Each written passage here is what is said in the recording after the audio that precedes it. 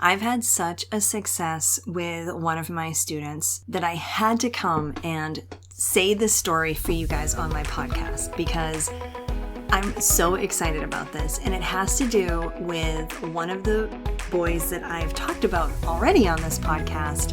I call him Nick. I can't wait to tell you more. Hey friends, welcome to Enjoy Teaching Again, the podcast for teachers who love the work but need a little spark to bring the joy back.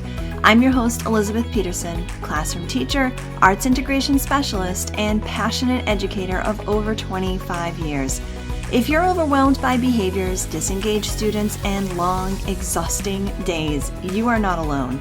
But together, we can turn things around and you can teach with confidence and purpose again. So locate that cold coffee of yours, find your favorite pen, I know you have one, and let's dive in. It's time to get inspired and enjoy teaching again. I know what it feels like to lie awake at night thinking about that one student you can't quite reach. You start to question yourself. You wonder if you're doing enough. You wonder if you're caring too much. And still, when you go back into that classroom, you're not sure if that student or your entire class is even going to receive what you're trying to teach them that day. It's a lot. It's a lot. And the fear of burnout is real. The thought of, can I really keep doing this? That's real. And I want you to hear this. You're not the problem. You know how to be a good teacher. And you certainly don't need someone telling you what to do. You really don't need a new program to implement. And you certainly don't need a new initiative. What you need is a reset. There is a way to teach that feels calm and creative and connected to who you are as a teacher.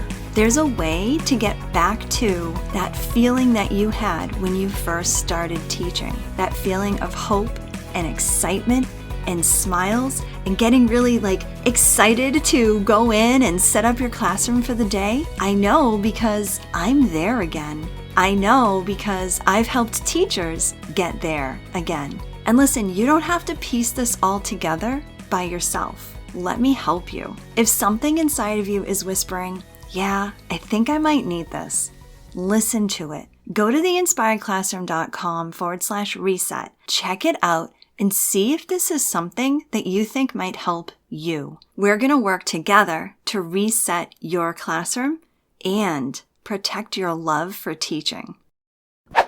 Now, for months, Nick would come into my classroom and just show some complete apathy in my math room. So, for example, he would come in late, wander in, forget his pencil, ask to go get a snack. And then once he finally did, quote unquote, settle into the classroom, he'd put his head down. He'd say he doesn't care. He'd say he doesn't want to do anything. He'd say he hates math, put his head down.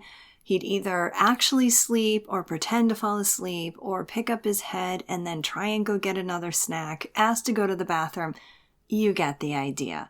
It was like pulling teeth, not just to get this kid to do any work, but to actually come into the classroom. Now, I told a little bit of this story about Nick in episode 120, so you may want to go back and kind of check that out, because over the last month, I've been working so hard and finally getting somewhere with just getting him into the classroom so that he would start to engage and participate.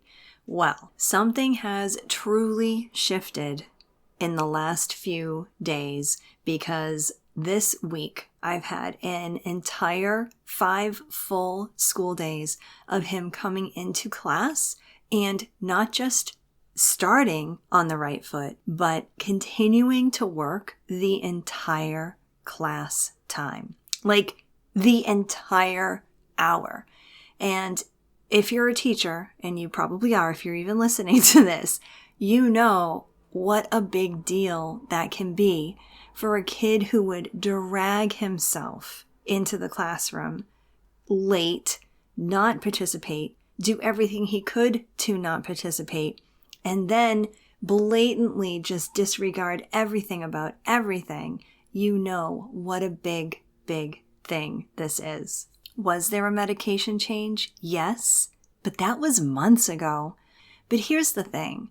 There's something to be said about a student coming into class and fully engaging in everything that's happening in the classroom for an entire hour. And I can't help but really put a lot of the emphasis on why this is happening on the work that I've been doing, helping to help him feel like he belongs in the classroom, helping him to feel like he can actually do the work, helping him to understand that if he makes mistakes, that's okay. That's actually another thing I talk about on the podcast.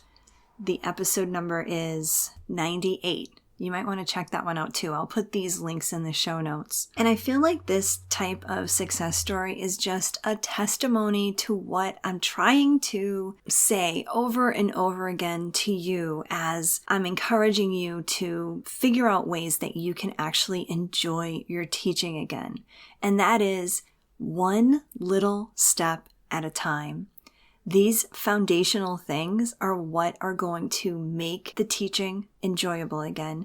These are the types of things that are going to improve the student behaviors. And it doesn't have to be a brand new strategy. It doesn't have to be a new initiative. Instead, it's about resetting small things in a sequence so that you can really make a difference to your students, but also to your classroom and also for yourself. The other thing I want to emphasize with this success story is that it just goes to show you that figuring these things out is never done. I don't believe, especially nowadays in 2026, I just don't think that you can become the ultimate teacher and then everything is just clicking for you all the time. You still have to put in some of this foundational work. For me, in this particular situation, it was really creating a sense of belonging in that specific class with those specific students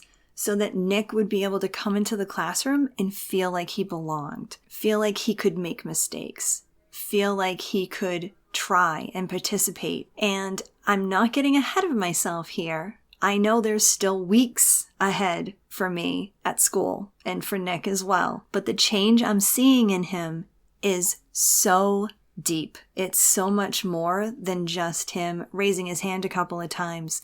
He looks invested in what he's doing. He's got that sense of engagement that I've never seen before from him.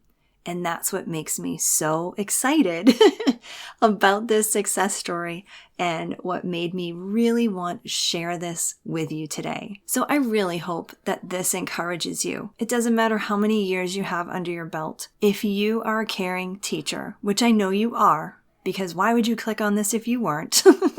All right. If you're a caring teacher and you want to do well and you love this profession, there are ways for you to find successes for your students, for yourself. And if you want to learn more about my reset framework, the very things that I use in my classroom and the very things that I teach other teachers about inside the classroom reset, you can actually check out. I have a free PDF called the Reset Roadmap that takes you through all 5 steps of the Reset Framework, and you can check them out yourself. Just go to theinspiredclassroom.com/roadmap. I hope this episode inspired you, encouraged you, or gave you a fresh idea to try. And if so, I would love for you to take a screenshot and text it to one of your teaching buddies. I'm so grateful that you landed here with me today, and it would mean the world to me if you would leave me a review over on Apple Podcast. Thanks so much for being here, and I'll catch you on the next episode. This is Elizabeth Peterson reminding you to get inspired so you can be inspiring to your students and enjoy teaching again.